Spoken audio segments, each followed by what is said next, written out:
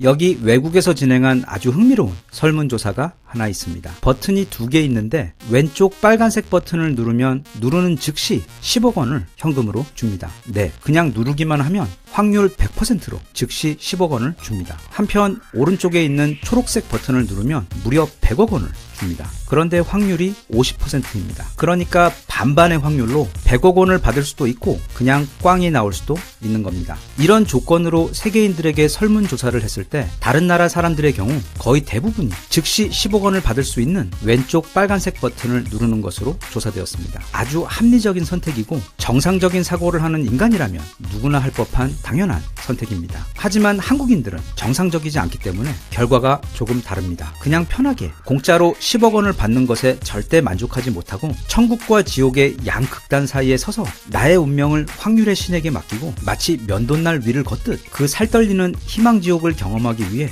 이 실험에 참가하는 한국인들 대부분은 오른쪽 초록색 버튼을 누르는 것으로 조사되었습니다. 사람이 극단적이라는 것은 중간이 없다는 뜻입니다. 사랑하거나 아니면 죽이고 싶거나 대략 그 정도의 극단적 선택지만 있을 뿐입니다. 한국인의 그런 극단적인 성격은 그 특유의 급한 성격과도 밀접한 관련이 있는데 그런 모습은 택시를 탈 때만 봐도 딱 나옵니다. 외국에서는 영화 같은 데 보면 손님이 택시를 타면 먼저 뒷자리에 점잖게 자리를 잡아 앉은 후 기사에게 목적지를 알려주며 출발을 합니다. 그런데 한국 사람들은 차가 채 멈추기도 전에 이미 뒷문 손잡이를 잡아당기며 열고 있으며 동시에 강남역 하며 목적지를 외치고 있고 옛날에 많았던 커피 자판기 마실 때도 보면 동전 2개 넣고 원하는 커피 버튼을 누르고 나서 그새를 못 참고 아직 컵도 안 떨어졌는데 거의 반사적으로 손을 커피 나오는 곳에다 가져가고는 때로는 아예 손을 그 안에다가 집어넣고 허리가 반 옆으로 굽어진 그렇게 매우 불편한 자세로 대략 1분여 시간을 그 커피가 다 나올 때까지 기다립니다. 그때 그 뜨거운 물에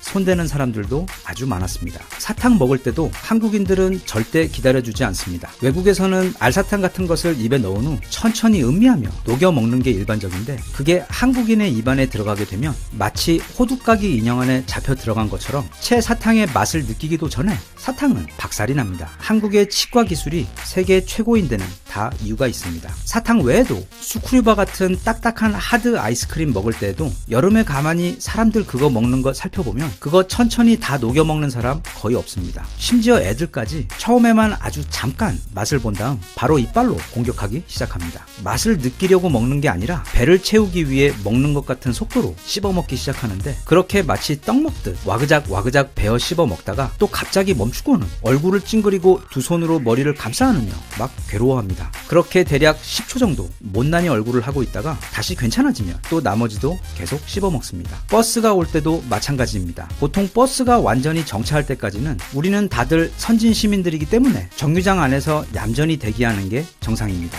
그런데 저기 멀리 버스가 보이기 시작하면 이미 발은 도로 위로 내려가 있습니다. 이게 또 승객들만의 잘못이 아닌 게 버스 기사님 성격도 승객들 만만찮게 급하기 때문에 이렇게 안 하면 타는 사람 없는 줄 알고 그냥 가버리기 때문입니다. 게다가 정류장에 멈추는 시간도 대략 1초에 10,000분의 1, 즉 불교에서 말하는 찰나 동안에만 차를 멈추는데 그때 타지 못하면 기사님은 또 가차없이 즉시 출발을 해버리시고 그러면 미처 타지 못한 사람들은 추격자가 되어 도로 위에서는 도망가는 자와 쫓는 자들 사이에 목숨을 건 추격전이 벌어집니다. 한국 사람들의 이런 급한 성질은 특히 국난 극복의 상황에서 진짜 극단적으로 드러납니다. 인간이 기다리는 것을 극단적으로 참지 못하는 병을 집단으로 앓게 되면 이 세상에는 과연 불가능이라는 것은 없구나 하는 것을 알게 해줄 정도로 초인적인 능력을 발휘합니다. 모두가 잘 알고 있듯이 한국은 지난 1997년 국가 부도 사태를 맞았습니다. 말 그대로 국가가 부도가 난 것입니다. 그런데 우리가 상식적으로 생각할 때 주변에서 본 부도난 회사들 중 그 부도를 극복하고 되돌아온 경우가 몇이나 됩니까? 거의 없습니다. 부도나면 보통 거기서 끝입니다. 그리고 아직 우리 한국인들이 어떤 사람들인지 잘 모르던 외국의 많은 전문가들도 한국이 부도를 선언하며 IMF에게 수여를 받았을 때 이 나라가 다시 정상으로 돌아오는 데에는 길게는 20년까지 예상하던 경우도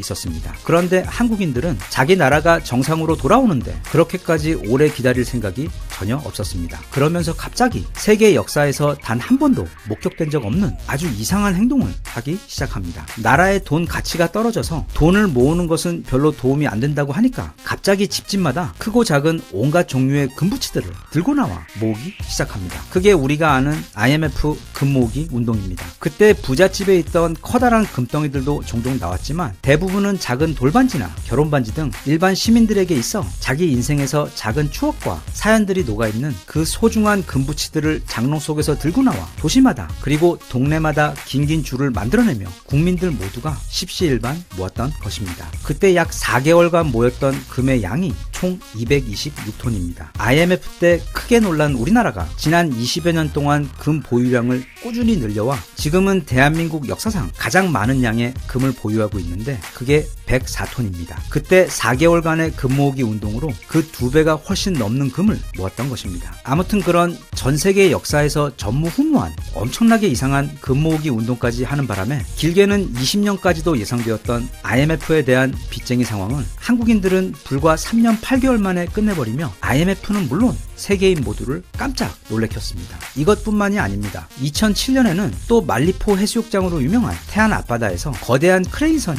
하필이면 기름을 가득 싣고 가던 유조선과 충돌하며 그 많은 기름이 바다 위로 유출되는 엄청난 해양 기름 유출 사건이 터져버립니다. 그때 바다 위로 쏟아진 기름의 양이 대략 12,000kl가 넘는데 그건 세계 해양 기름 유출 사고 역사에서도 거의 가장 규모가 큰 초대형 사고였습니다. 당연히 사고 직후 태안의 앞바다는 온통 검게 물들어버렸고 태안 앞바다의 해안가와 해변들 또한 마치 끈끈한 검은 스프레이로 칠해놓은 것처럼 전부 까맣게 기름으로 뒤덮이는 끔찍한 상황이 되어버렸습니다. 당시 그 참상을 보았을 때에는 시간이 문제가 아니라 이건 아예 복구될 가능성마저 없어 보였습니다. 바다 위 둥둥 떠있는 넓은 기름띠야 어찌어찌 처리한다고 해도 최대 10km가 넘는 그 긴 해안가를 따라 돌과 바위 사이사이로 빈틈없이 빼곡히 스며들어간 검은 기름들과 해변의 모래알과 아예 섞여버린 기름들은 어디서부터 뭘 어떻게 손을 대야 할지도 막막할 정도로 답이 안 나오는 절망적인 상황이었습니다. 이때도 한국인을 잘 모르는 외신들은 저 정도 수준의 재앙은 30년이 지나도 아마 해결될 수 없을 것이다 라는 예측을 내놓았을 정도로 당시 상황은 정말 심각했었습니다. 하지만 한국인들은 30년이라는 시간을 기다릴 생각이 전혀 없었고 그걸 그냥 지켜보며 기다리다가는